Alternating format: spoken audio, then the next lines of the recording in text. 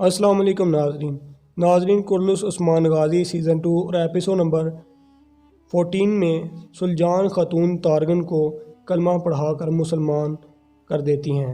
फिर उसे बाला खातून मिलती है और वो उस्मान का नाम लेती है और बाला खातून कहती है कि अब उसका नाम मत लेना।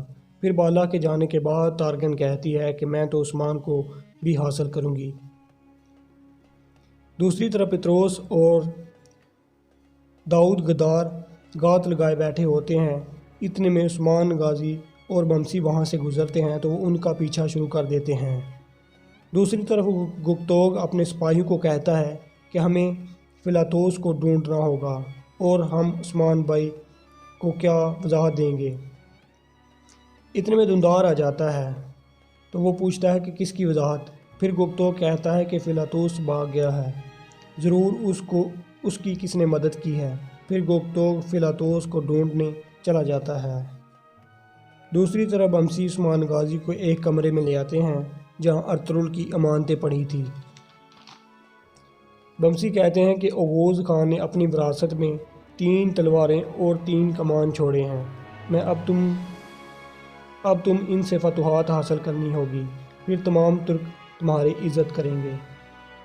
दूसरी तरफ बाला खातून औरतों के पास जाती हैं तो तमाम उनको सरदारी की मुबारकबाद देती हैं। फिर बाला खातून कहती हैं कि उस्मान गाजी को न सिर्फ मुजाहिदों की ज़रूरत है बल्कि उनको अहले इल्म की भी ज़रूरत है। मैं उस सातजा को कबीले लाऊंगी जो आप और आपके बच्चों को पढ़ना लिखना सिखाएंगी। फिर सब शुक्रिया अदा करती हैं। इतने में एक औरत कावा पेश करती हैं जिसमें तारगन खातून ने जहर मिलाया होता है। दूसरी तरफ उस्मान गाजी अर्तुगरुल से कहते हैं कि मैं उन अमानतों की हिफाजत भी करूंगा और मेहनत भी, ताकि तुर्क कबीला बहुत बड़ा कबीला बन सके और तरक्की की बुलंदियों को छू सके। दूसरी तरफ गुदार जो गात लगाए बैठे हुए होते हैं कहते हैं कि हम बमसी को मार देंगे और तमाम राज हासिल कर लेंगे। दूसरी तरफ फिलातोस निकोलाई के पास आ जाता है और कहता है कि अब उस्मान सरदार है और वो सब कायों को मुतहिद कर चुका है, अब हमें मुहतात रहना होगा। दूसरी तरफ उस्मान गाजी अपने सिपाहियों को गुस्से में होते हैं कि तुम फिलातोस को कैसे भागने दिया। तो फिर इतने में दुंदार और सौची भी उस्मान से इस मामले की जवाबदही मांगते हैं।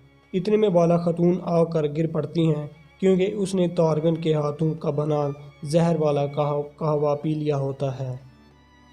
दूसरी तरफ सुलजान भी खेमे में आ जाती हैं और इसलाह को गिरे देखकर परेशान हो जाती हैं।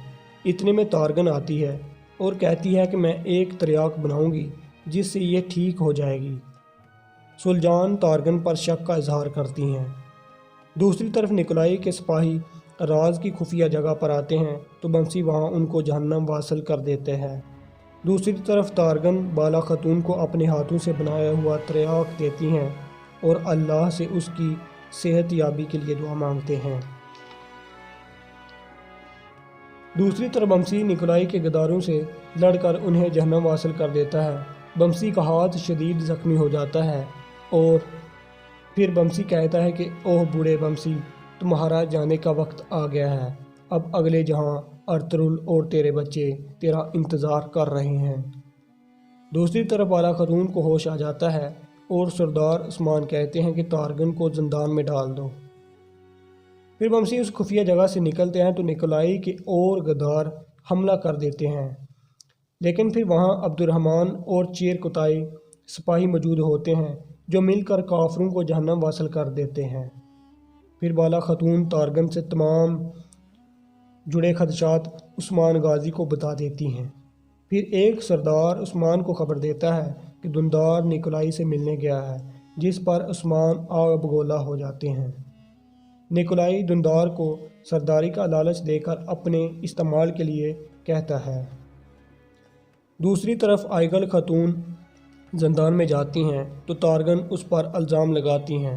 फिर आइगल उसको उस्मान गाजी के पास ले आती हैं तो वो उस्मान गाजी के सामने मान जाती हैं कि उसने तारगन को जहर दिया है। फिर उस्मान गाजी उसको थप्पड़ मारकर गिरा देते हैं और गुप्तोग को भी, और उन्हें सज़ा के तौर पर जिला वतन कर देते हैं और कहते हैं कि जाओ अब दोबारा इस कबीले की तरफ ना आना। दूसरी तरफ फिर भी عثمان غازی پر تارگن کی محبت کا شک بالا خاتون کرتی ہے۔ دوسری طرف دندار قبیلے آتا ہے تو بورن الاپ اسے کہتا ہے کہ تمہیں سردار عثمان غازی نے طلب کیا ہے۔ پھر وہ خیمے میں جاتا ہے تو عثمان غازی کہتے ہیں تم نے ایسا کیوں کیا، تم نیکولائی سے کیوں ملنے گئے؟ پھر دندار بات پلٹنے کی کوشش کرتا ہے تو عثمان غازی قصہ پلٹ دیتے ہیں اور تلوار کی ڈور سے غدار کا گلا گھونٹ دیتے ہیں، لیکن جان سے نہیں مارتے۔ دوسری طرف عثمان غازی بمسی کو بتاتے ہیں کہ نیکولائی بھی کمزور نہیں، ہمارے درمیان گھیرا تنگ ہوتا جا رہا ہے، ہمیں کچھ کرنا ہوگا۔ پھر بمسی عثمان غازی کو ایک خط دیتا ہے جو ارطغرل کی نصیحت تھی۔ اس میں لکھا ہوتا ہے کہ اپنے بھائیوں اور چچا کو خوش رکھنا اور دوسری شادی کر لینا۔ لیکن عثمان صاحب اس کے خلاف کر چکا تھا۔ عثمان غازی بمسی سے پوچھتے ہیں کہ یہ آپ نے مجھے پہلے کیوں نہیں دیا۔ دوسری طرف پطرس جس نے اپنے آپ کو سوداگر ظاہر کیا تھا وہ عثمان غازی سے ملتا ہے اور اپنے تجارت کے لیے سغوت میں دکان طلب کرتا ہے تو عثمان غازی اسے دے دیتے ہیں، لیکن وہ پطرس غدار تھا۔ پھر دندار اپنی بیوی کو بتاتا ہے کہ مجھے مارنے کی دھمکی دی ہے، اب میں عثمان کا اعتماد حاصل کروں گا پھر اس کو ماروں گا۔ پھر شام کے کھانے میں دندار دکھلاوے کے طور پر عثمان غازی سے معافی مانگ لیتا ہے، لیکن ہوتا پھر بھی وہ غدار ہی ہے۔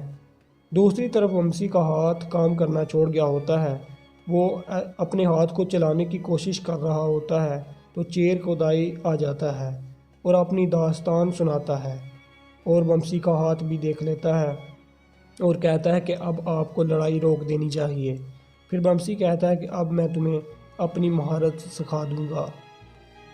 دوسری طرف شام کے کھانے میں عثمان غازی اپنے منصوبوں سے اپنے خاندان والوں کو متعارف کرواتے ہیں اور سوچی کے نام اہم ذمہ داری لگاتے ہیں۔ دوسری طرف پطرس کا جاسوس دکھلاوے کے طور پر دکان وہاں کھول لیتا ہے۔ اتنے میں پطرس کا جاسوس عثمان غازی کی حکمت عملی یعنی اناگول قلعے کو فتح کرنے کے لیے بتاتا ہے۔